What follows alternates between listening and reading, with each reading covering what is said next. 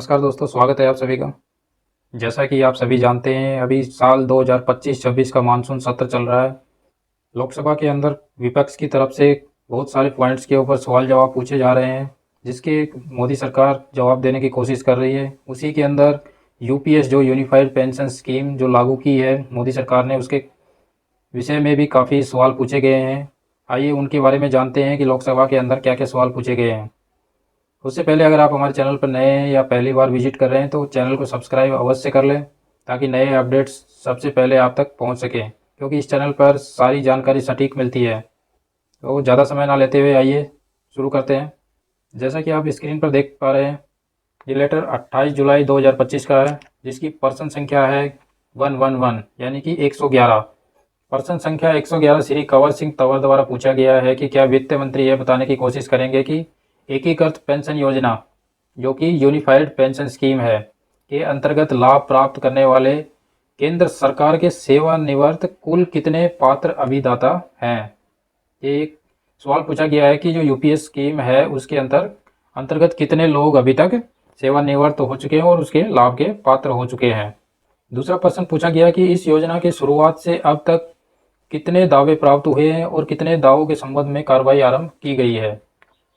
इसका मतलब है कि अभी तक यूपीएस में जो चेंजेस हुए हैं, जो एनपीएस में जो कुछ लोग थे वो यूपीएस को कितने लोगों ने अडॉप्ट किया है, उसके लिए कितने लोगों का एप्लीकेशन आ चुका है जिसके लिए कार्रवाई की गई हो। इसके बाद में तीसरा प्रश्न पूछा गया है कि क्या सरकार का निकट भविष्य में अन्य पेंशन योजनाओं या क्षेत्रों में भी ऐसे लाभ प्रदान करने का विचार है, यदि हाँ तो उसके बारे में ब्यौरा दें। उसके बाद चौथा क्वेश्चन पूछा गया है कि क्या सरकार उक्त योजना को और अधिक कर्मचारी हितैषी बनाने के लिए इसमें कुछ संशोधन करने का विचार कर रही है या नहीं, और यदि हाँ तो इसका ब्यौरा दें। इसके जवाब में श्रीमती निर्मला सीतारमण, जो कि वित्त मंत्री हैं, उन्होंने जवाब दिए हैं। जो पहला प्रश्न था कि एकीकृत पेंशन योजना के अंतर्गत लाभ प्राप्त करने हेतु केंद्र सरकार के सेवानिवृत्त कुल कितने पात्र अभिदाता हैं, उसके जवाब में श्रीमती निर्मला सीतारमण ने जवाब दिया है कि देखिए, पात्रता मापदंडों के अनुसार एकीकृत पेंशन योजना यानी कि यूपीएस के अंतर्गत केंद्र सरकार के 25,756 सेवानिवृत्त अभिदाता अतिरिक्त लाभ प्राप्त करने के पात्र हैं।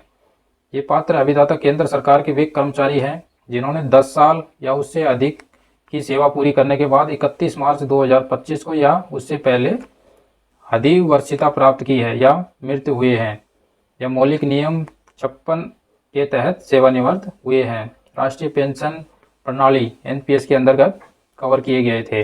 उसके बाद दूसरा जो क्वेश्चन पूछा गया था, इस योजना की शुरुआत से अब तक कितने दावे प्राप्त हुए हैं और कितने दावों के संबंध में कार्रवाई आरंभ की गई है। इसका ये जवाब दिया गया है कि 20 जुलाई 2025 तक 7,253 दावे प्राप्त हुए हैं और जिनमें से 4,978 दावों पर यूपीएस के तहत लाभों के भुगतान की कार्रवाई की गई है।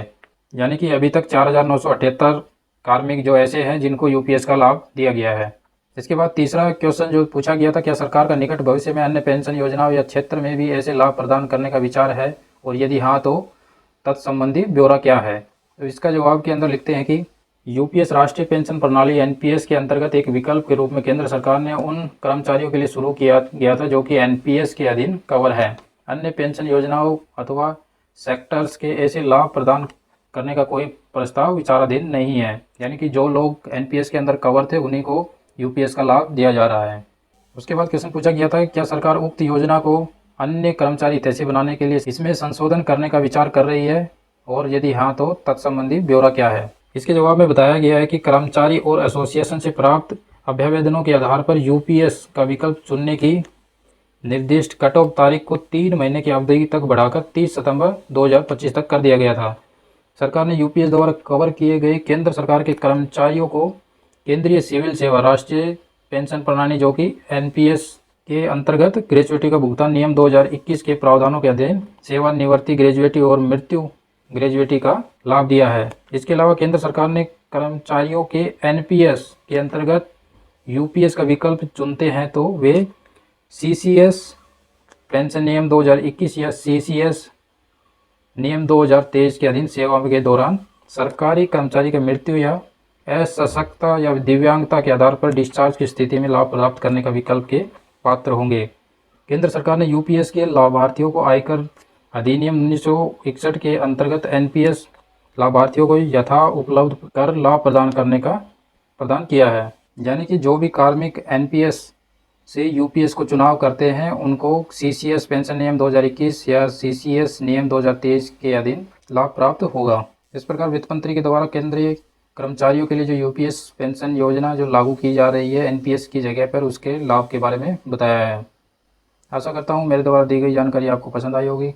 वीडियो को ज़्यादा से ज़्यादा लाइक और शेयर करना ना भूलें। तो चलिए मिलते हैं अगले वीडियो में ऐसे ही किसी रोचक जानकारी के साथ में। तब तक के लिए जय हिंद, जय भारत।